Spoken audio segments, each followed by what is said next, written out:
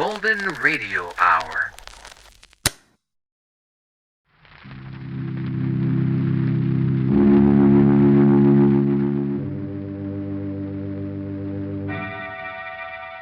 Inner Sanctum Mystery, starring Peter Lorre, brought to you by Carter's Little Liver Pills.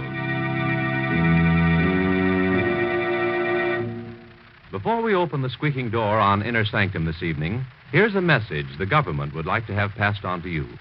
Women are urgently needed now in war plants and essential industries.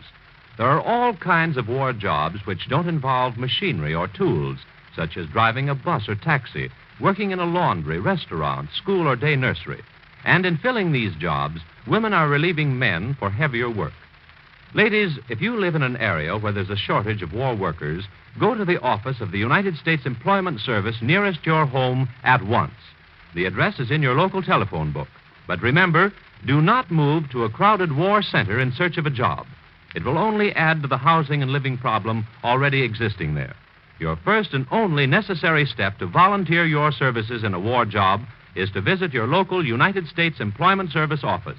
Get yourself a war job and hasten the day of victory.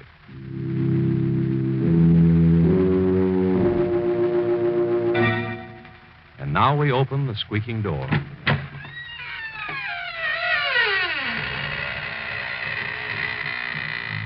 Good evening, friends of the Inner Sanctum. This is Raymond, your host. I'm glad you came tonight because we have a very special guest of horror with us. I'd like you to meet the late Johnny Gravestone, the most celebrated member of the Inner Sanctum Ghost Society. He is the best haunter of them all. Johnny is the tall figure in a white sheet wearing the blue ribbon. He's haunted everything, from a palace to a telephone booth. And if you're very nice to him, he'll be glad to consider giving your house the once-over. Who knows? He may even haunt you.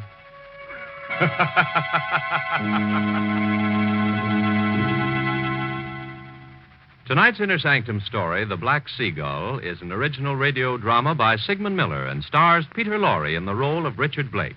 It's produced under the direction of Hyman Brown. Inner Sanctum Mysteries are brought to you by Carter's Little Liver Pills. When you feel dull, headachy, sluggish, take Carter's two-way treatment to, first, start your liver bile flowing quickly. Second, get comfortable relief from irregularity.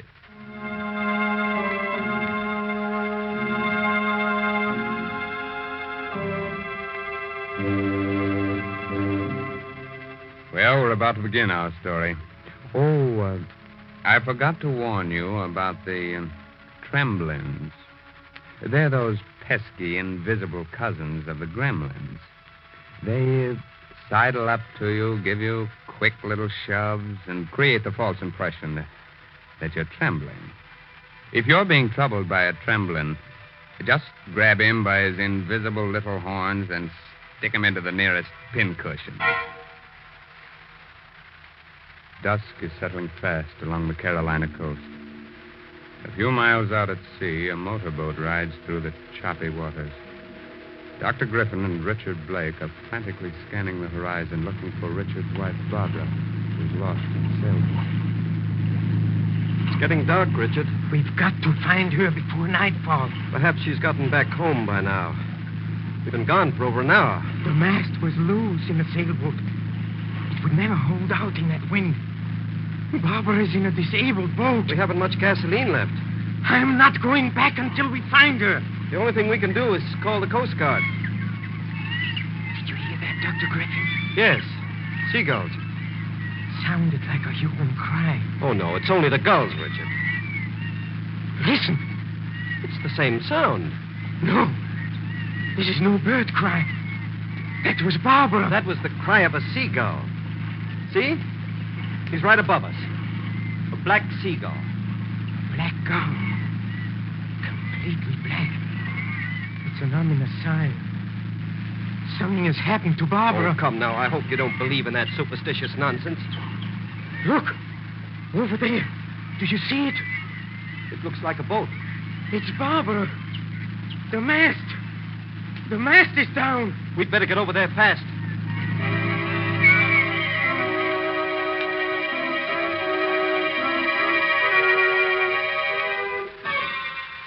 Here. Help me put her on the couch. Dr. Griffin, please, you've got to do something. I'll do everything I can. Pretty bad. Concussion. The mast. It must have come loose and struck her. Please, Dr. Griffin, you've got to bring her back. She may come to any second. Or she may never come out of it. No. It isn't true. I wish it weren't. Her skull is crushed. The injury is a fatal one. No. It's only a surface wound. Perhaps an operation. We can get her to a hospital. Look, she's coming to. Please, Richard. There isn't a chance. Richard. Yes, darling. Oh, it wasn't my fault. The mast, it broke in the wind. Don't talk, my darling. I'm so sorry, Richard. Don't be unhappy. You're going to be all right. Dr. Griffin says you're going to recover. No. You've got to hold on, darling. We'll get you to a hospital. You've been so good to me, darling. We've been very happy together. You can't leave me, Barbara. I won't live without you. Oh, you mustn't say that. If you die, Barbara, I don't want to live. I'll always be near you. I'll come back if it's possible. You must come back. You must. If you don't, I'll come to you. No, I'll return, Richard. I'll return. Richard, Oh. She's gone.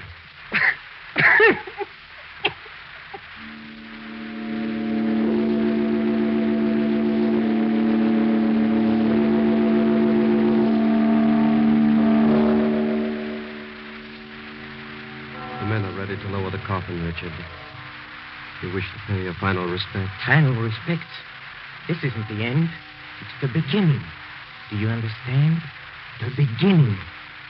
Barbara isn't gone. She'll come back. She said so. No, Richard. No one comes back from the grave. It's dangerous to believe that. Dangerous for your sanity. She'll come back. She didn't lie. All right, men. Lower the body. Did you hear that? Yes. The seagulls again. That wasn't a seagull. I told you. That was Barbara's voice. Please, Richard. It's only a gull. No, it's her. She's calling to me. She promised to return. You see, Barbara didn't fail me. You must stop this, Richard. You'll wind up in an asylum. You're a fool, Dr. Griffin. Lower the coffin, That was men. her voice. No. Don't lower it. That sound came from the coffin. She might even be alive. She's dead, Richard. I want that coffin opened. We can't do that, Richard. There's no way of opening it now. We'll pry it open. Don't try to stop me, Dr. Griffin. All right. We'll open it. Here, one of you men. Break the seals at the top of the coffin. For heaven's sakes, hurry. It will only be worse for you, Richard, if you look at poor Barbara again. Will you tell the man to hurry?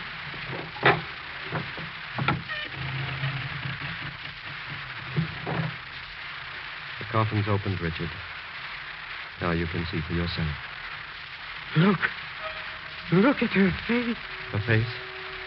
You wouldn't believe me. Look at her mouth. As if she had just called my name.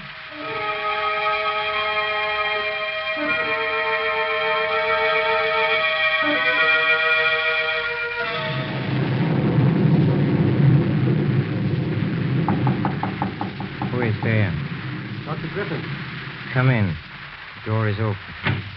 Oh. You took me by surprise, Richard. I didn't expect you to be sitting so close to the door. I'm sorry I startled you, Dr. Griffin. I just thought I'd drop in before I went to bed. Are you waiting for someone? Yes, I am. What are you sitting in the dark for? Where's the light switch? I don't want any light. I prefer sitting in the dark. Richard, you're becoming very morbid. Don't you think you ought to get to bed? It's nearly midnight. Midnight. Yes. That's the time she'll come back. You really believe Barbara will come back? Yes. I'm sure she will. Well, we'll see. She'll come. If she does, it'll only be in your mind. Please be quiet.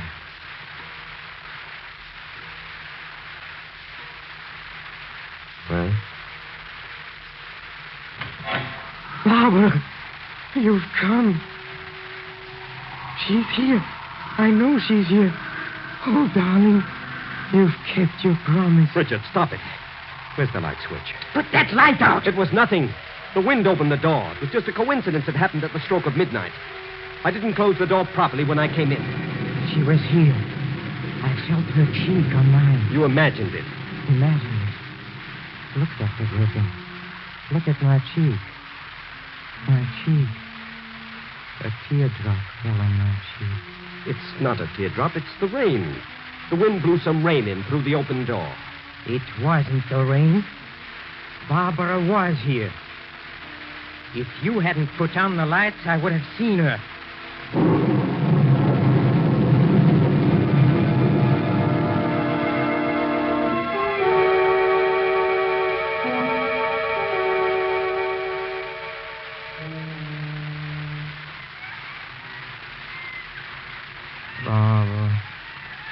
Barbara, some people do come back from the grave.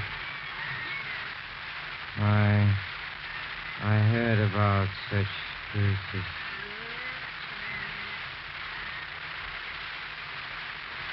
Richard. Barbara, it's you. Yes, It's darling. you. It's me. I promise never to leave you. I was about to give up. I was beginning to lose hope. How good it is to see you again. Yes, darling. It's very good. I've been trying to come back. Then it was you who opened the door at midnight. Yes, Richard. And it was your tears that fell on my cheek. Wasn't the rain, as Dr. Griffin said? Yes, Richard. But I couldn't see you then. I just felt your cheek against mine. It was very hard to return at all. What is that noise? I don't hear anything, Richard. That sound disturbs me. It makes me uneasy. You're asleep. Fast asleep. Perhaps the sound will fade away. Look at me, Richard. Oh, I can see you much more clearly. And the sound, It's fading out. perhaps we'll never be separated again. So good to be with you again. Let me hold your hand. Wait, Why do you say that? it's not yet time. What do you mean? You haven't crossed over yet. Can you still hear the banging? Oh, just a little. Barbara, don't go away. I can't help it. Someone's dragging you away. Don't let him. I don't want to go back. I'll try to come back again, Richard. I don't want to go back. I want to stay with you. Goodbye, Richard. Richard. Richard. Richard. Richard. Wake up. Wake up. Good thing I heard the shutters banging. I came in to see what was making all this noise. You shouldn't have wakened me. This box of pills. You took an overdose of these sleeping tablets. If I hadn't awakened you, you would have slept on until eternity. Barbara came for me. She was just about to take my hand. Perhaps if she had, you'd never have gotten up. I didn't want to get up. I wanted to be with Barbara forever.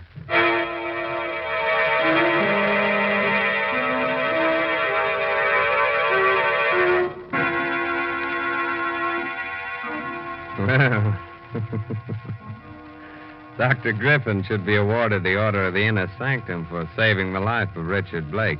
If it weren't for the good man, our story would have come to an end in the middle of the program.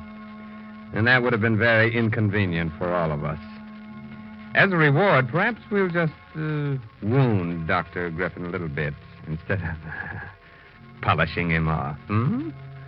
But until we make up our minds, here's a gentleman with an important message for you. To keep you feeling on top of the world, medical knowledge proves that nature should produce about 2 pints of liver bile, the vital digestive juice your liver makes, each day. Otherwise, your food may not digest properly and leave you feeling dull, headachy, sluggish. Scientific facts show it takes a two-way treatment to get the vital digestive juice flowing quickly and to relieve sluggishness without disturbing digestion. Therefore, do as thousands now do. Take Carter's Little Liver Pills. First, because Carter's start the vital digestive juice flowing, usually within 30 minutes. Second, because Carter's gently help you to that glorious feeling that goes with regularity. Remember, many ordinary simple laxatives don't, but Carter's Little Liver Pills do give this two-way treatment. So take genuine Carter's Little Liver Pills as directed tonight. Tomorrow, see if you don't wake up feeling glad to be alive. Get Carter's at any drugstore. 25 cents.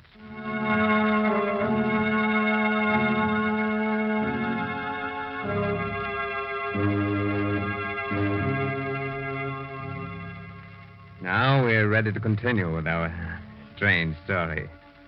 I hope you've all made yourselves comfortable. If it's too warm for you, we'll be glad to chill you a bit. Or if it's too cold, we'll be glad to make it hot for you. As a matter of fact, from now on, you'll get it both hot and cold. The following evening.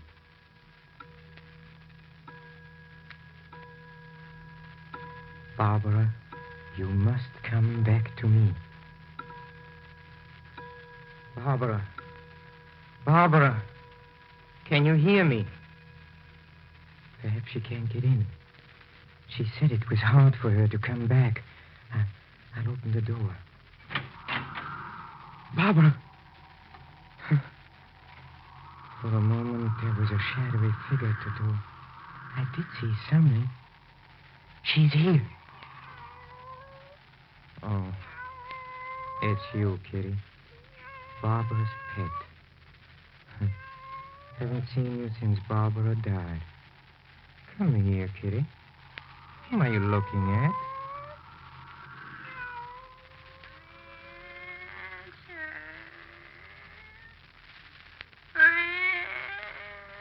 Barbara! Richard, Where are you?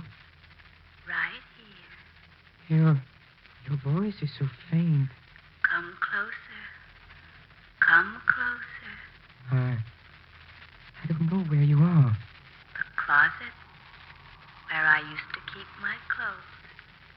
Darling, I still can't see you. This blue taffeta dress. My favorite. I used to love the rustling sound it made when I walked.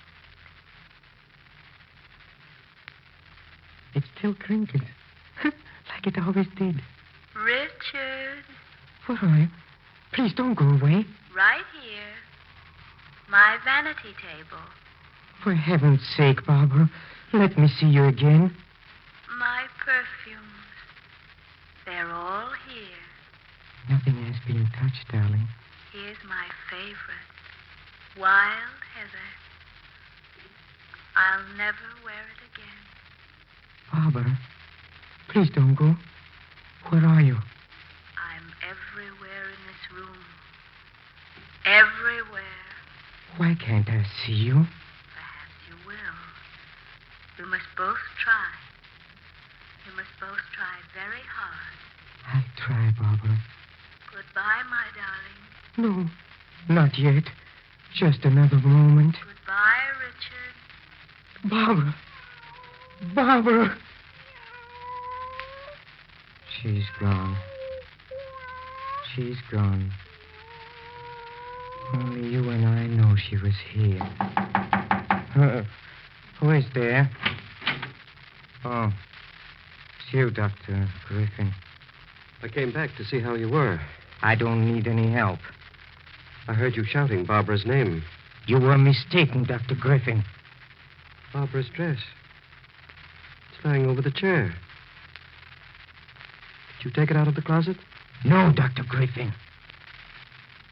The perfume's in the air. Oh, yes. There's a bottle of perfume overturned on the vanity table. Wild heather. That was Barbara's favorite, wasn't it? Yes, Dr. Griffin. You think Barbara was here? Don't you, Richard? Huh? She was here. I spoke to her. And she'll come again. She said she would. And maybe the next time I'll be able to see Barbara. See her as she was when she was alive.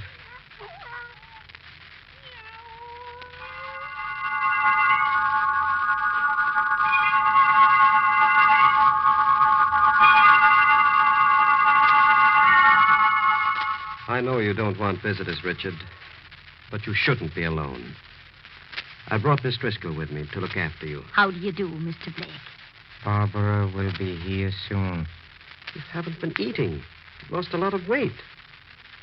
Richard, Yes, Dr. Griffin? you've got to listen to me. There's nothing you can tell me. You won't last at this rate. Look at you. Pale and lifeless. You're still alive, but you're living among the dead. Well, you've got to stop this. If you don't, you'll wind up in an asylum. An asylum. You still don't believe Barbara had come back. No, Richard. She hasn't come back. You saw for yourself the other night. Her dress, her perfumes. She came back. I spoke to her. You took the dress out of the closet yourself, and it was you who overturned the bottle of perfume. You are lying, Dr. Griffin. It wasn't me. You're trying to come between us. I won't let you. I won't. Barbara! Richard, I've come back. Darling, I can see you. Get me my bag in the hall, Miss Driscoll. Hurry. I can see you very clearly now. Do I look any different? No, you're even lovelier than ever. Richard. We've got to meet each other halfway. Yes, darling. I've been trying. I tried very hard. I've brought some friends. They all want to meet you. Friends? Yes. This is Fred Rankin. You remember him? Oh, Fred. How do you do, Richard? I'm Fred Rankin. But you're dead. Yes. I've been dead for 6 years. And this is Mr. Fielding. Remember him? He was your neighbor once, killed by an automobile. Yes. I've been dead for a long time. Ever since you were a young boy, Richard. And this is Mary Schofield, the girl you went to school with. Barbara. Barbara, watch out. The mast. It's falling. It's falling. Richard, help me. Help me. Help me. It's Barbara. It's Barbara. She's out there in a boat. The mast is gone. I've got to save her before it's too late. You're not going anywhere. There's no one calling you. Nurse, help me get him back into bed. Let me go. Let me go. You're staying here with Let me. me go. Come back. Come back, Richard.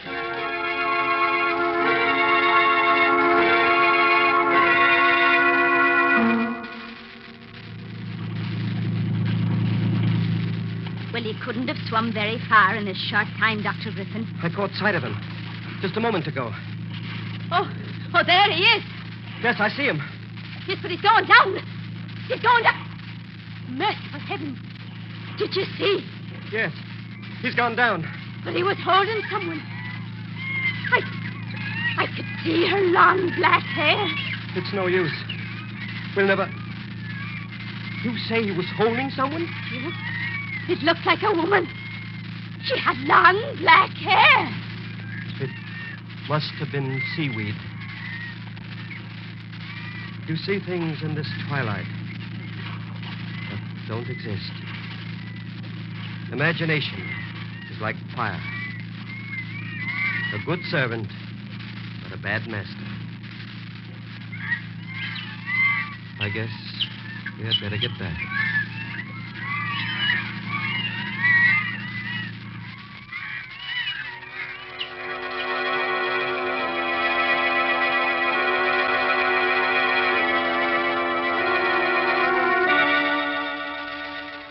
Well, Dr. Griffin lost the good fight. Mm-hmm. He was gull crazy. But that was no gull. That was Richard's wife. Anyway, the Inner Sanctum Ghost Society is mad at Dr. Griffin because he's interfering with the drive for new members. Say, by the way, if you should hear the wild cry of birds in your next dream, don't be alarmed. It's just that spring is on its way. Be sure to read this month's Inner Sanctum mystery novel, The Smell of Money, by Matthew Head, on sale at all bookshops. It's enough to make you shudder when you see what a boy or a girl can put in his or her stomach. Things you know would lay you low, yet they bounce out of bed in the morning just a raring to go. That's youth for you. Yet thousands of people who should feel terrible tomorrow morning, considering the way they've insulted their digestive systems this weekend, may feel like a million tomorrow morning, because tonight they're going to act on a piece of advice from the Book of Medical Knowledge. For medical knowledge proves that nature should produce about 2 pints of the vital digestive juice your liver makes each day. Otherwise, your food may not digest properly and leave you feeling dull, headachy, sluggish. Scientific facts show it takes a 2-way treatment to get the vital digestive juice flowing quickly and to relieve sluggishness without disturbing digestion. Therefore, do as thousands now do. Take Carter's Little Liver Pills to get this 2-way treatment you may need. First, Carter start the vital digestive juice flowing, usually within 30 minutes. Second, Carter's gently help you to that glorious feeling that goes with regularity. Remember, many ordinary simple laxatives don't, but Carter's Little Liver Pills do give this 2-way treatment.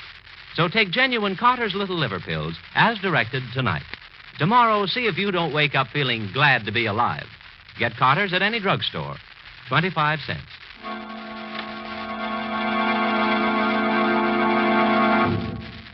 Be sure to listen next week, for lovely Judith Evelyn will be back with us again in a sweet little story, just full of beautiful murder.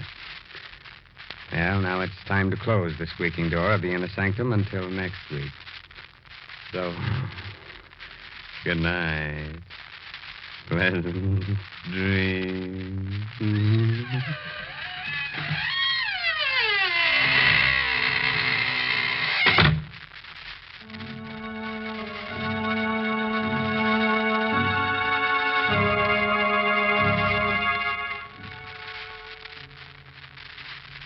Inner Sanctum comes to you from New York. This is the Blue Network.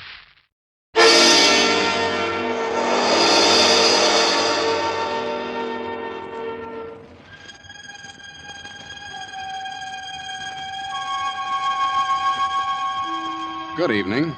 This is Sergeant X. They say that ghosts and the like just don't exist. That when a person passes on, he just lies quietly, not bothering another soul, so to speak. You believe that, don't you? Mm-hmm. Well, did you ever hear about the skull that walked? No? Then listen, my friends, to the Mystery Playhouse.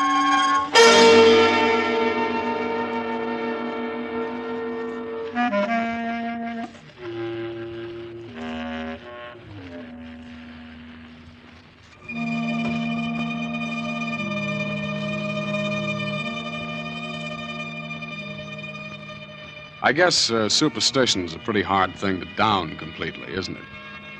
I mean, under certain circumstances, almost anybody can get the creeps and get them good.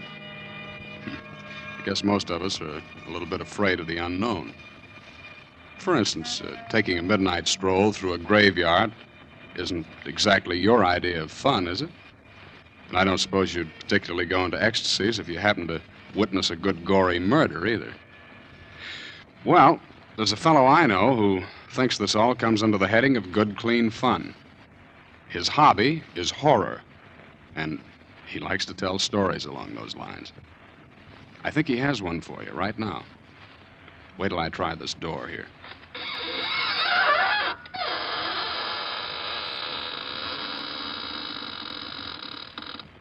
Good evening, friends of the Inner Sanctum. This is Raymond, your host.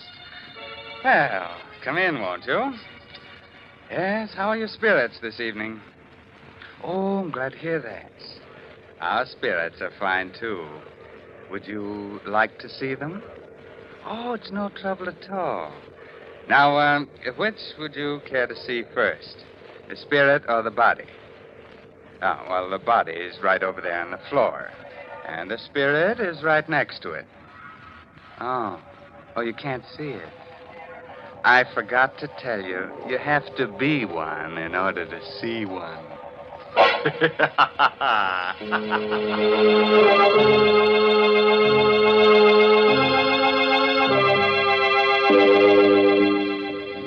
Shall we get started? Well, naturally. Now, turn out the lights. No, you won't see any ghosts in the dark, but they'll be able to see you. Far from town, there are a group of 3 hills. On the summit of the highest of them is the Cruz estate, owned by 2 brothers, Arthur and Carl. At this moment, Carl and his wife, Lucille, are digging a hole at the entrance of the estate, planting young poplar trees.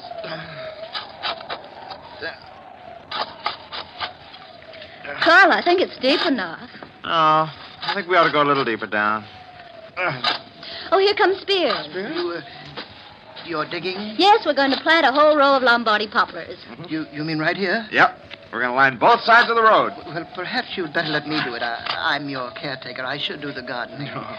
Spears, you look upset. What's the matter? Well, where you're digging is an old Indian burial spot. There's a curse on it. Oh, don't worry about it, Spears. You don't believe it? Of course not. Lucille and I don't go in for superstition. Yes, but it's no superstition, sir. It's... You hit a rock. Uh-huh. Oh, that sounds like a rock. It's a little hollow. Dig it up, whatever it is.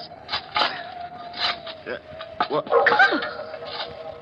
It's a skull. Yes. A skull. Spears is right. This place must have been an old Indian burial ground. Please put it back. No, I'll keep it. Carl, perhaps you'd better put it back. Please bury it again, Mr. Cruz. It will bring bad luck to all of us. No, Spears, that's just a silly superstition. Well, what about the rest of the skeleton? Well, there doesn't seem to be one. No, just a skull. You bring it into the house, will you, Spears? But, I'd rather not. All right, I'll take it in myself. But don't either of you mention this to my brother Arthur. He's terribly scared of things like this, and he's just gotten over his nervous breakdown. Carl, perhaps you should put the skull back. Well, Lucille, you're not being taken in by this hokum about curses, are you? What was that? That sounded like my wife, Mary. She was cleaning the windows. Good heavens. She fell out of the window. Mary. Well, she's unconscious. Please do something. You must do something. I'm afraid there's nothing we can do, Spears. She hit her head against a rock.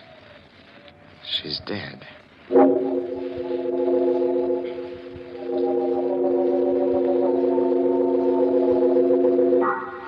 How's Spears? He's quieted down. I can't understand it. There's only one rock underneath the window, and Mary hit that. That one rock. There isn't even a pebble around for yards. Well, don't go imagining things again, Arthur. Spears kept talking about a curse. Spears believes in pixies and gremlins, too, don't forget. Well, I feel rather funny about it all. Oh, Carl, maybe you'd better switch some more lamps on. This living room feels gloomy. Oh, let's cut this nonsense out. Wait. You hear anything? Oh? Oh, I don't. Yes. I think it's coming from the ceiling. What's coming from the ceiling? I don't hear... What is it?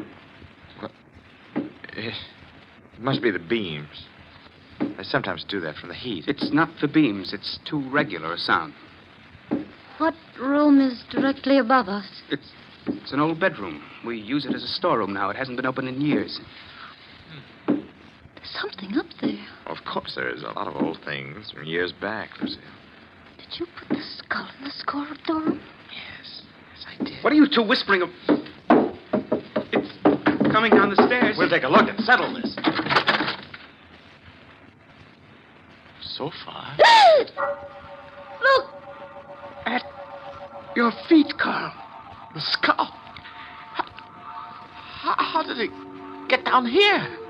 It came down the steps. Seems to be looking up at us. A skull. How did it get into the house? Carl found it while digging. Spears said it belonged to some Indian. Spears was right. There is a curse on the house. We'll all be killed. I'm leaving. I can't stand it. Well, Carl, what are you going to do with the skull? Well, lock it up in the closet. Lock it. Carl, you'd better bury it again. No, I can't do that, Lucille. If I do, it means I believe in all this tummy run about ghosts. Well, then suppose you tell me how a skull could open a door and then come bouncing down the steps. I don't know. Maybe someone's playing a trick on us, dear. What happened to Mary was no trick, Carl. Nor is this, and you know it. Well, whatever it is, I'm not going to bury it. We'll keep it locked up in the closet. Oh, Mr. Cruz. Yes. What is it, Spears? Well, it isn't my place to tell you, sir, but You're referring to the skull, aren't you? Yes, sir. Well, it won't bother us anymore. The whole thing's some queer trick. I've got it safely hidden in this closet. I'm putting a lock on the outside. But the lock isn't going to do any good, sir. It will break through the door, just like the last time. I don't think anything like that can happen again. I'm the only one that has a key to this lock. If the skull wants to break out, you'll have to come to me for the key.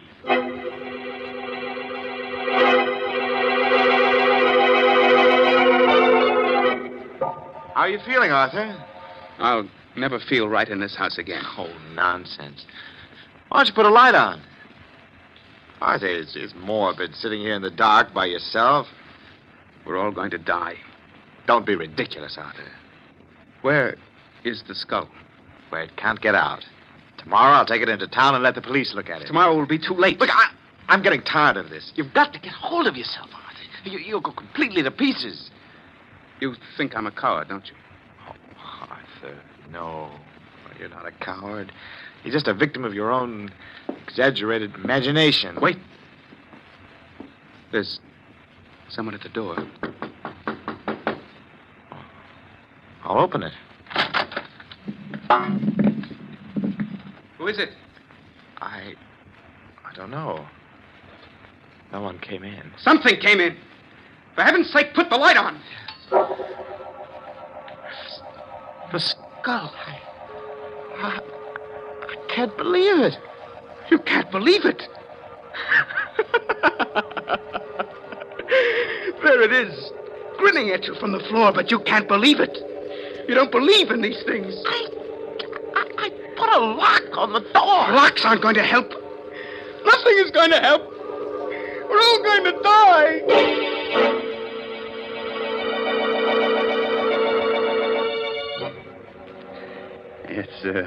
It's an hour later now. Arthur has gotten over his hysteria, but he is still terrified. I'm not going to spend another night in this house, Carl. But, Arthur, there's got to be some logical explanation. I'm not in the least bit curious. I just want to get out of here tonight. I'm going to go with him, Carl. Lucille. Well, perhaps we'll bury it again. We'll put it back in the same place we found it. That won't do any good. It's too late now. Don't be ridiculous. If it wants anything at all, it wants to get buried again. I'm sure all this mysterious business will come to an end as soon as we bury it. The house won't ever be the same. Oh, stop it, both of you. You're acting like a couple of scared children. We'll put the skull back where we found it, and we won't be bothered by it anymore. Spears! Spears! Yes, Mr. Cruz. This skull.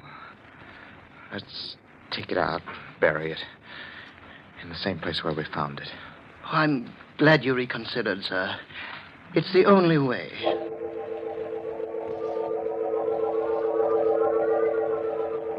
I don't seem to remember the spot. Well, it's on the other side, sir, right near the entrance road. Oh, yes. Yes, sir. Here it is. Yeah. But the hole we dug, it's not here. I filled it in, sir. Oh, well, we'd better dig it up. Yes, sir. If you'll hold the skull, I'll dig it open. We might as well do it right. I know exactly how deep it was. If you don't mind, Mr. Cruz, I'd rather not touch the skull. All right. Yeah. Yeah, that's about right. There. Now we'll put the thing back. Well, it doesn't seem to want to go back. Oh, I just missed dropping it into the hole. Hold the flashlight down here. Yes, sir. Well, that does it. Oh, I hope we'll have no more trouble.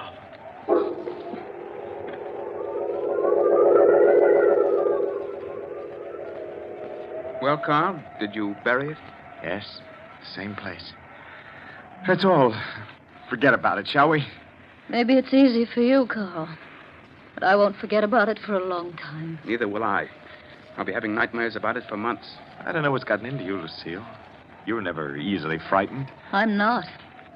But skulls that roll by themselves give me a funny feeling. Well, look, come on, let's play cards, huh? Hearts? We don't need more than 3 hands to play. We'll forget the whole crazy business, huh? Okay? Well, I might as well. All right. Deal the cards. Okay. You. Yeah, well, we're getting back to normalcy, huh? Arthur, pass your card. That wind came up suddenly. Who's first? You are, Lucille. Oh, all right. 9 of diamonds. Your go, Arthur. Come on, Arthur, throw a card. I think I hear something. Of course you do. The wind. No, I thought I heard a rapping sound. Look, just pay attention to the game and stop listening for sounds. Here's my card. You threw a club, diamonds the suit. Oh, I'm sorry. Did you hear that? What was that? It's only the wind blowing the shutter. Oh, come on, let's play. Throw a card, Arthur. There's someone at the door. It isn't the wind. Someone's outside. All right, I'll open the door. No, don't open it. Please, Lucille. Sitting here frightened isn't going to do us any good. We've got to open the door. Don't open it, Carl. Who is it, Carl? What? It's nothing. It's just the wind. You're lying. Your face is white as a sheet. I know. It's the skull. It's come back. I tell you it's nothing. Just the wind. Nobody was there. I'll see for myself. The skull.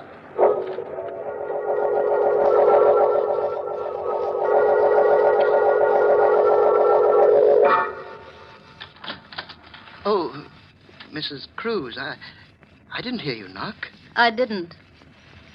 I want to talk to you, Spears. Yes, Mrs. Cruz, but it's rather late. You've been up late before. Oh, yes, but it's just that I'm tired tonight. I don't mean to be rude. You've been doing a lot of night work? What are you referring to, Mrs. Cruz? Spears, you don't really believe in skulls that move around by themselves, do you? Well, I warned your husband about it. It's a curse. Is it part of a curse for a skull to use a trowel to unbury itself? Your trowel? My trowel? Why, you're mistaken. No, I'm not. I just came from there. Why would I want to do anything like that? Mm-hmm. Why? That's why I'm here. I'd like to know why. Please, Mrs. Cruz, I'm tired. We'll talk about it in the morning. We'll talk about it now, Spears, right now. Get out of my room. All right. I'm going straight to the police. I've got the trowel.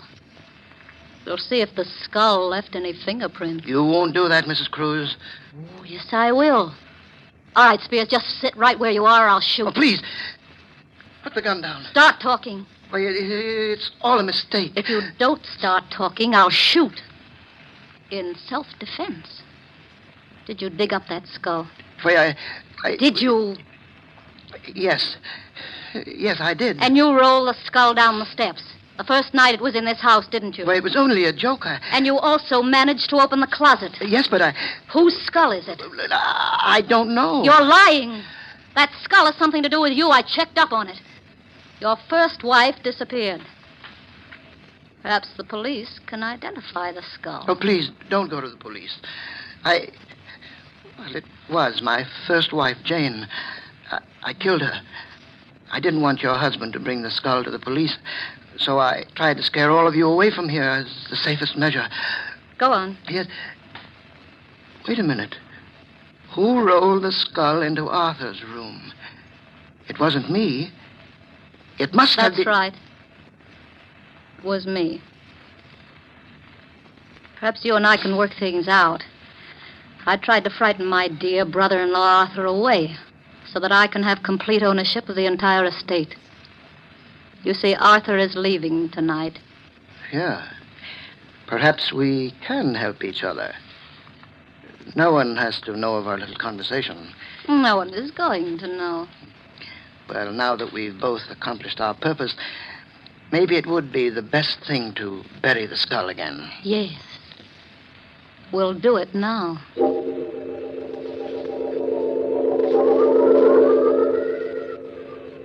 Well, here we are. Let's hurry. They'll miss me if I'm out here too long. Perhaps we'd better dig another hole. Oh, it doesn't matter. Will you hold the skull? No, I'd rather not. You haven't suddenly gotten squeamish, have you, Mrs. Cruz? Put the skull in the ground and dig that hole. All right. What's the matter? The skull. Look at it. What about it? It's moving. Can't you see? Well, it is just the wind pushing it. Hurry up. There. Yes, there. It's deep enough now. Hand me the skull. Oh, I forgot. You won't touch it. All right, I'll get it myself. What's the matter? My hand. I can't get my hand out. The jaws clamped down. Your hand. Please, help me. You've got to help me. Do something. You've got to do something. It won't let go. I can't. Oh, please, Jane. Jane, darling. I didn't mean to kill you. You're my wife. I didn't mean it. It was an accident. Please believe me. I'll do anything. Anything. Oh, no. No, Jane. Oh.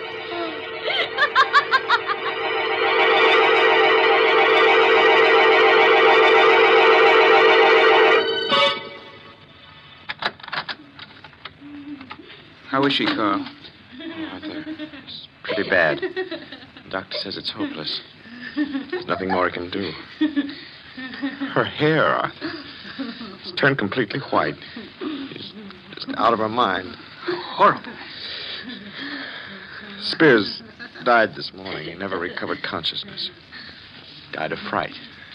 Everything else seems to make sense, but I don't understand how the skull could have clamped its jaws on his hand.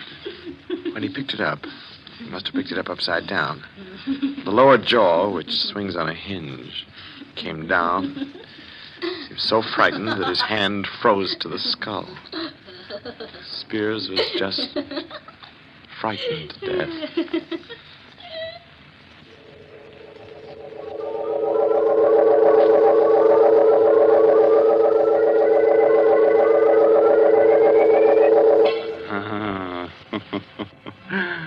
I want that skull. Yes, sir, I want it as a knocker for the inner sanctum door. Good night.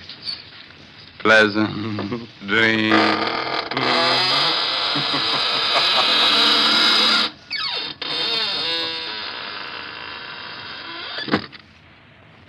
Well, thank you very much, friend Raymond. Your sense of humor is really quite refreshing. That is, in a ghoulish sort of way. We'll be trying your creaking door again soon for some more laughs. Well, right now, let's look in on the green room where the players are rehearsing the next performance in the Mystery Playhouse. Follow me, please. Come.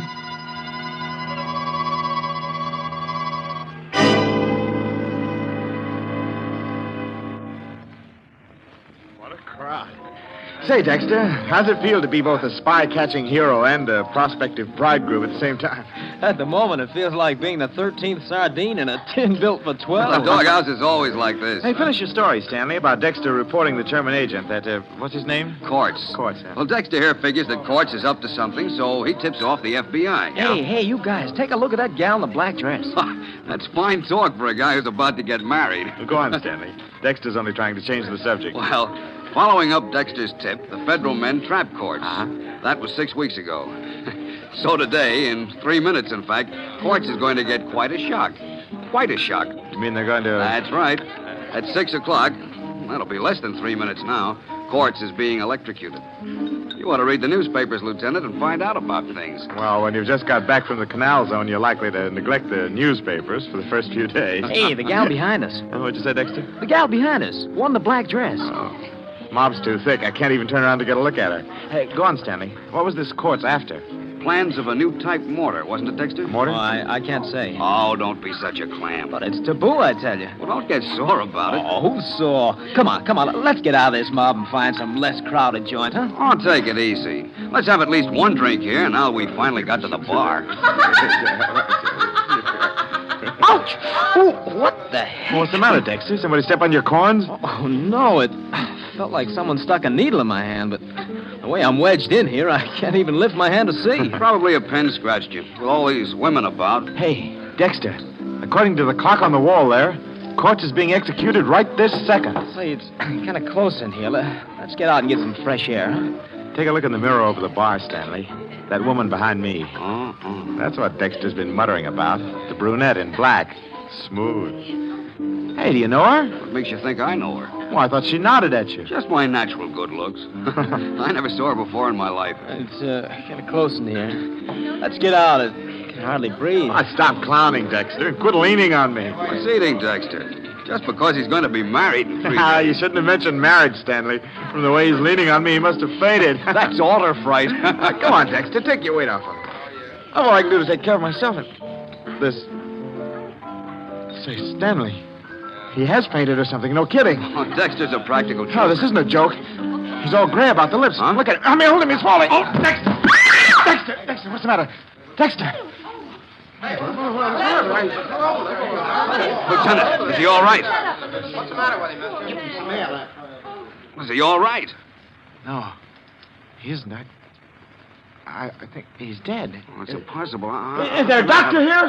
Open his collar or something. Just don't let him lay there. Come on. Right there. Oh, over here, Doc. Back up, please. Let the doctor through. Lieutenant, what on earth's happened? Where's the doctor? Maybe he can tell us. Hey, Doctor, go over here. Ralph, here, let's have a look. Oh, help me turn this man over. Sure. There. Looks like he's been suffocated. Doctor, is he dead? Oh, yes, he's dead, all right.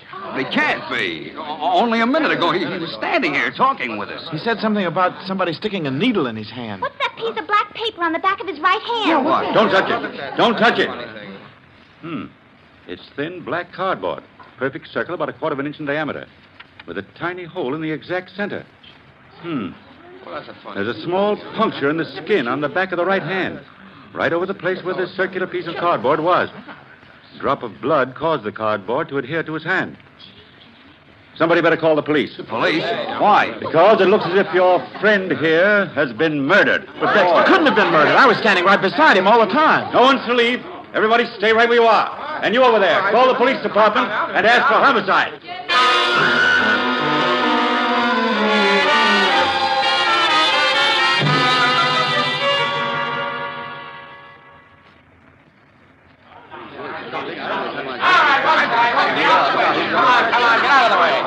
I'm Detective Sergeant Locke. Are you the doctor who called headquarters? Yes, that's right. Who's the guy on the floor? What happened to him? Willard Dexter. As to what happened to him... We don't know. What do you mean you don't know? Who was nearest Dexter at the time? Well, the lieutenant and I were with him. And I was behind him, and so was this lady. Oh, you were, huh? How about that, lady? Yes, I guess that's right. Okay, then I want to take you two ladies and you, Lieutenant, and you, mister, aside for questioning. You'll go in this office here. Oh, and Doc, would you come along too, please? Of course, Sergeant. All right, just step in. All right, Blondie, you too. Oh, I can't. I got a date in 10 minutes. Go on, get in there. Am I arrested? Are you up? Look, Blondie, you will be in just about 1 second if you don't get in there. Oh, all right. But don't call call me Blondie. Hey, Durkin, don't let anyone in here. Right. Now, we'll get a little privacy. Lieutenant, let's have your story first. Well, we were standing in the crowd. Your name? Lieutenant Max Lurbach. Okay, go ahead. Well, Stanley and Dexter and I were at the bar. In what order? Order? Well, Dexter was on the right. I was in the middle, and Stanley was on the left. All right, go on. Dexter said that someone stuck a needle in his hand. And then suddenly he went limp and fell to the floor. Sergeant, on the back of his right hand, I found this little black cardboard disc. Yeah? Under the disc is a small wound, and I've made a study of poisons. I believe that this man, Dexter, was poisoned. Poison? Yes. There's a poison which, taken internally, may do no harm at all. But the smallest bit introduced directly into the bloodstream causes almost immediate paralysis of the nerves which control the breathing. What poison? Curare. Huh? There's a trace of what seems to be curare on the underside of that black cardboard disc. Then you think he was murdered? It appears probable. Your idea, Doctor, is that someone jabbed a poison-coated needle into Dexter's hand? A minute or so before he collapsed. Now, where would a guy get this stuff? Well, certainly not from the average drugstore. Curare is made by the South American Indians. It's a very rare in this country. Say, Stanley, did you notice? Dexter died at the same time Quartz was executed. Say, I hadn't thought What's that? The spy who was electrocuted? Yes, Sergeant. Dexter was the clerk in the Army Ordnance Department who suspected Quartz and tipped off the FBI. Yeah? It couldn't have been a coincidence that they both died at practically the same minute. You don't suppose that I some don't German agent... suppose anything yet. Hey, Sarge. Photo and fingerprint boys are here. Right with you, Durgan. Now, everyone, just sit tight a minute. Say, that's a rather unusual way to kill somebody, don't you think? I wonder if that police sergeant is right, and the killer really is one of those 4 people. Well, it's too bad our time is all up, or we could stay around and find out. I'm afraid you'll have to wait until next time, when we present the entire story of Death in the Doghouse. This is Sergeant X, closing the doors of the Mystery Playhouse. Good night. Sleep tight.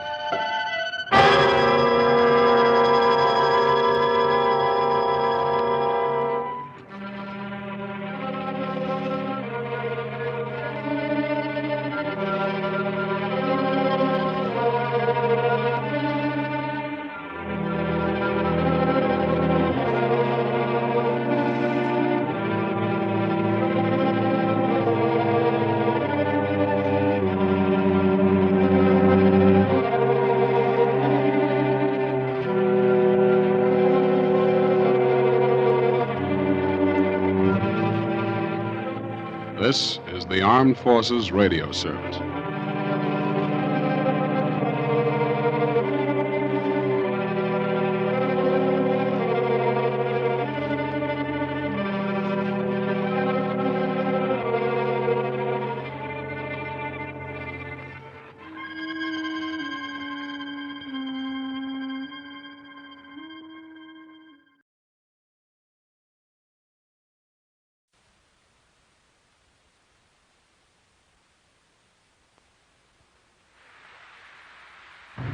Good evening, friends of the Inner Sanctum.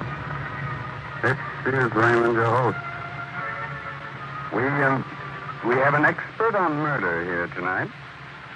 He has a rather strange idea. Something about everybody being a potential murderer. Perhaps he's right. Perhaps one of us here, right in this room, is capable of committing a murder. Take a good look at your neighbor. Maybe he's the one. Or, maybe it's you.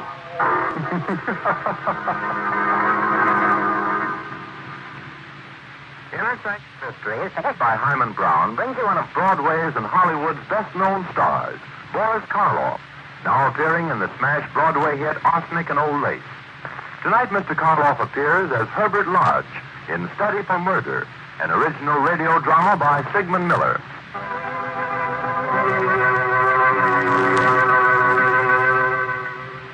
In one of the cells of the death house stands a man, holding tightly onto the bars, a dazed expression on his young face. His alive and precious minutes move swiftly away. The curtain of death draws closer. It is only a few hours before his execution. Suddenly in the stillness there are footsteps. For a moment, the dazed expression on Edward's face changed to fright. Hello, Sam. Hello. My name's Herbert Lodge. Are you from the governor? No, Sam. I'm just a psychologist. Oh. My work is to try to keep other people from doing the thing that you did. You can help me by answering a few questions. That's not going to do me any good. No, but you can at least help other people from making the same mistake. I've got to get out of here. I want to live. I don't want to die. You were never convicted of a crime before, were you, Sam? No. No, I never even got a traffic ticket. I never harmed anyone in my life until that terrible night. You believe me, don't you? Why, of course I do. Please, Mr. Lodge. Please, you said you're a psychologist. Can't you do something for me? Can't you say I'm insane or something? No, Sam, I can't. You're not insane. But I never meant to kill her. My hands went for her throat as if they weren't my hands. It's so hard to believe. Me, who never even had a fist fight. Very interesting. You didn't even hate your wife, did you, Sam? No. No, I didn't hate her. She used to get on my nerves. We used to fight a lot about money. But I never hated her. She was spending more money than I earned. She got you angry. She ridiculed your small earnings. That's right. How did you know? And she did that every time you had an argument about money. Yes. I couldn't stand it anymore. I know she didn't really mean it, telling me that I didn't work hard enough, but when she told me that last time, I don't know, my hands went for her throat. You didn't feel any kind of pity for her? I don't want to talk anymore, please. Please leave me alone. I can't stand it. This one question is very important. You saw her dead on the floor. What were your reactions? For a minute, I was glad. Then suddenly I realized what I'd done, and I got scared. I tried to revive her, tried to bring her back to life. You talked to her, didn't you? I don't remember much after that. You feel full of remorse now, don't you? No, I don't. I hate you. I hate everybody. Get out! Get out before I kill you, too! I'm a murderer, do you hear? I can kill everybody! All right, Sam. Thanks very much. We're going to have trouble taking him to the chair. Doesn't make any difference, Warden. It'll all be over in 2 hours. Makes a great difference. We don't want Edward's last few minutes to be agonizing terror. He was quite calm until you spoke to him. Well, no one is ever reconciled to death. These last few minutes are really of no importance. That's rather cold-blooded of you, Mr. Lodge. Perhaps it is. I'd imagine you'd be just as sensible. I prefer to think that all murderers are sick men and should be treated as such. Ah, then perhaps we're not so far off from each other in our thinking. I'm trying to understand the disease of murder. A disease that all of us have, every one of us. You probably know that more than 2/3 of all murders are committed by what we call the average citizen. The most harmless, law-abiding man is capable of murder under certain circumstances. I'd like to observe the execution. Well, I'm afraid I can't let you do that. Why not? I don't understand your taking a dislike to me. Certainly I can do no harm. Well, you can do no good, but satisfy a morbid curiosity. I really believe you'd enjoy watching a man being put to death. I don't like you, Mr. Lodge. You ought to take a good look at poor Edwards and say to yourself, there, but for God go I. Good night, sir.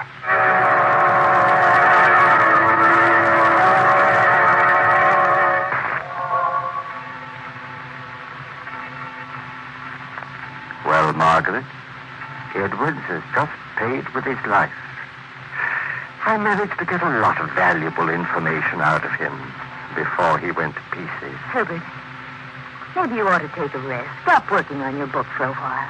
A vacation would do you good. Well, you're not worried about me, are you, Margaret? But no good can come of it at the rate you're going. Why, the only thing on your mind is murder. Oh, you don't understand. I've got to know more about the desire to kill. All of us are capable of murder, and knowing that even I can commit murder fills me with a horrible fascination. You don't know what you're saying, Herbert. I've got to explore the whole field of crime, track down every detail that leads to murder. Everyone I meet is a subject for study, and I myself am my own best subject. I've never felt so keen about anything in my life. I can't stop now. You're playing with fire, Herbert. Well, yes, perhaps I am. But you can't write about fire unless you've been burned. Oh, please give it up. I don't like the underworld people you've been associating with. You mean Whitey? Yes. I can't stand him. Well, I'm sorry, but I'm going to see him again tonight. It's taken me a long time, but I finally succeeded in forming a tribe of my own. A tribe? What are you talking about? It's the underworld term for gang. Why, you're out of your mind. You've become a gangster. Only temporarily.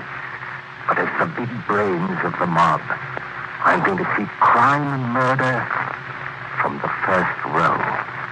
We're going to muscle in on some racketeers' territory. I absolutely forbid you to do it. Oh, please, Herbert. I've made up my mind. Don't waste your time trying to stop me, Margaret. I don't want to be unpleasant with you.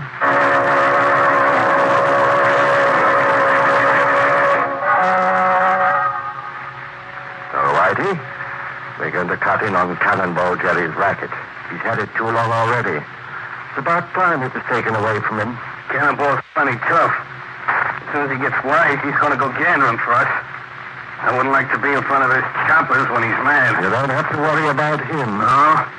Well, you ain't seen what he saw. I never will. We'll get him before he knows what's happened. You mean you're going to blast him? That's right. He sure took on a tall order. Who's going to do it for you? You are, Whitey. Oh, yeah? How are you going to get him here? Well, that's very easy.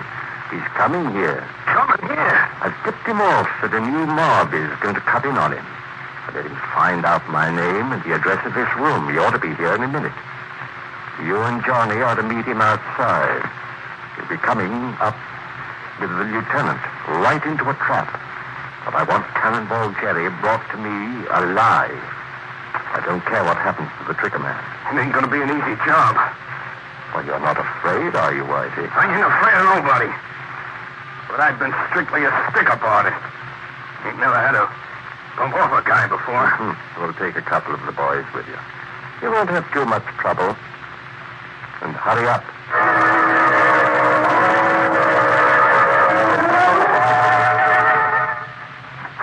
All right, Cannibal, inside. What goes on here? What's your game? The boss wants to see you get in. Oh, you must be the terrible Cannonball Jerry.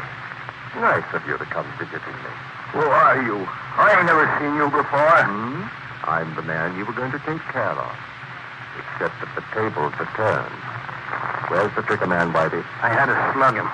Johnny's outside doing spot duty. In case any Jerry's pals show up. Excellent. Jerry, you've killed a lot of people in your life, haven't you? I ain't got no beef with you. You haven't? But didn't you come here to kill me? No, I wasn't coming to see you. I never seen you before. You're not going to bump me. I'm sorry to disappoint you, Jerry. You're not going to leave here alive. I wasn't going to kill you. I was only going to scare you. You got to believe me, please. Let me go. I'll never bother you. Well. Running through the country. Breaking down completely. Let me go. I leave the city. I'll never come back, I swear. All right, you'll leave the city and you'll never come back. Never. Shall I let him have it now, boss? Ain't no sense in wasting time. In a second. We'll give Cannonball a chance to compose himself. You ain't going to get away with it. You'll be following me. You ain't going to get away with it. Here you are, Whitey. Use this silencer. Go ahead. No, don't shoot. I didn't. Oh, okay, boss. Better get heard it. Is this the first man you've killed?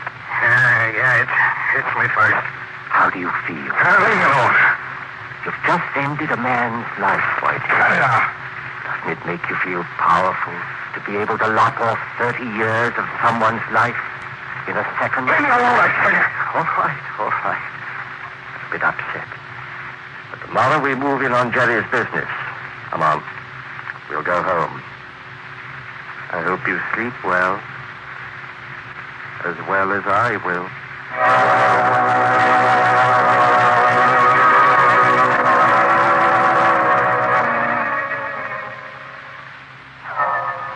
It's a few hours later now.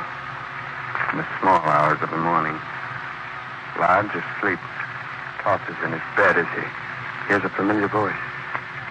Hello, Mr. Lodge. Huh? Who's there? It's me, Sam. Sam? Sam Edwards? How did you get here? You're dead. Yes, I'm dead. But I came back. I thought maybe you wanted to ask me a few more questions. You came back? Oh, it can't be. I must be dreaming. I came back to tell you I was sorry about going to pieces. I was scared then. But I'm not scared anymore. Dead people aren't afraid. I'm nothing to ask you. Anymore? You told me everything. No, I didn't answer your last question. You asked me if I was full of remorse. You don't have to answer that. I knew. Remorse ate into me like acid. It was unbearable. I couldn't stand it. It drove me crazy. It made me hate myself. I just can't describe how it felt. No, I guess that about covers everything. It doesn't, Mr. Lodge. I was going to tell you about my last few minutes alive. I don't want to hear anymore. You know, Mr. Lodge, I was thinking, if you want to find out how it feels to kill someone, the best way is to do it yourself. Do it myself? I'm no murderer. I wasn't a murderer either until the first time. I'm a weak man, but you're a strong one. You'd enjoy it. Your conscience won't bother. No. I'll never kill anybody. You never can tell. Murder. It's an experience you've never had. It's really so easy. Quiet. You won't have to ask questions. You'll know all about it yourself. You've got to do it with your own hands to know. Try it. Try it with your own hands. Herbert, wake up. Herbert. Wake up, Herbert. What's in my heart? Where am I? I'm dreaming. I'm having a nightmare. I'll say you were. You kept talking in your sleep. What? What did I say? You kept repeating, I'm no murderer. I'll never kill anybody. What? I've never talked in your sleep before. It's been a vivid dream. Herbert, you've got to stop this horrible research of yours. You can't go on. You'll either get a nervous breakdown or actually kill someone. Oh, please, Herbert, I'm frightened. This is none of your affair, Margaret. I've told you before not to interfere. This is my affair. I'm not going to stand by and watch you get yourself deeper and deeper in this rotten business. Oh, you make me tired. Connections go. Yeah, we're doing swell. I'm waiting for Johnny. We got a few more customers to visit. Well, never mind about Johnny. I'll go with you. I'd like to see some of our clients. Okay, suit yourself, boy.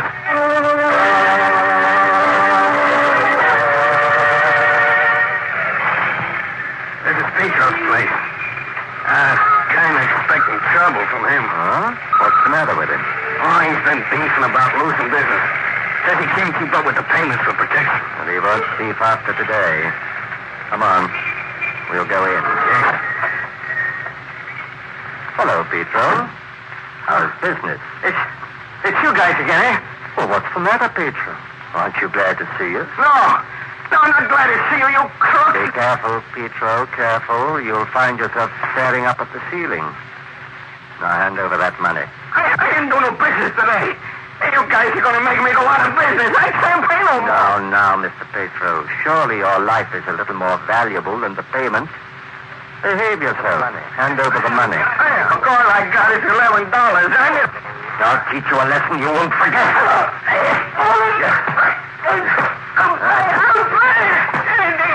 We want the full amount. I haven't got it all. You can look for yourself. All right. All right. We'll be back tomorrow. Come on, Whitey. Hey, what's the matter with you, boy? You almost croaked him. Yeah, we'd have had the cops down on us, sure. Yes, I could have killed him easily. I wanted to kill him. Wanted to beat his collie. I shouldn't have done. He'd have paid it if he'd had it. I don't think Petro's going to give us any more trouble. And if he does, I'll be only too glad to see him again.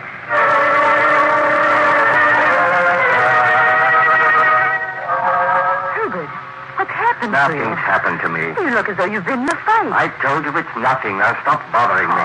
Herbert, you're in trouble, I know. Please tell me. Maybe I can help. There's nothing that you can do. I told you before. I don't want you to bother me. I don't know what's come over you.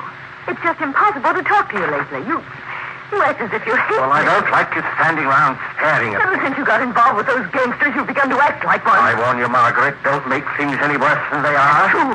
You've become a criminal. You think like one and act like one. Keep quiet. I won't keep quiet. You've made life unbearable for me. You treat me as if I were just in your way. I don't recognize you anymore. You've become a hoodlum, a vicious, ruthless hoodlum. Perhaps, have I? Well, then I'm going to act. Oh! Now, get out. Get out before I lose my temper completely. Get out. You know better than the worst of your gang. You don't know what you're doing anymore. You can... Oh, yeah. Get away from Once me. and for all, I'll... Get away from me. I won't hear that silly, nagging voice of yours anymore.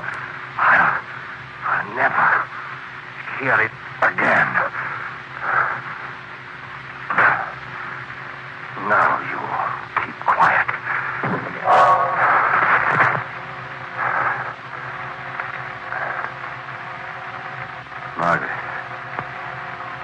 Margaret.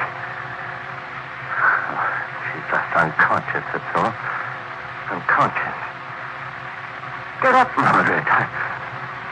I didn't mean it. You know I didn't mean it. I just lost the temper for a minute. Say you forgive me. Please. Talk to me. I told you I was sorry. I tried to revive her, too. Bring her back to life. Sam? Once I started, I couldn't stop myself. I had to do it. Yeah, I couldn't help myself. My hands went for her throat, as if they weren't my hands. Yes, that's it. I didn't hate her. She got on my nerves. Yes, I didn't hate her. I didn't. But I killed her. I killed her. I killed her.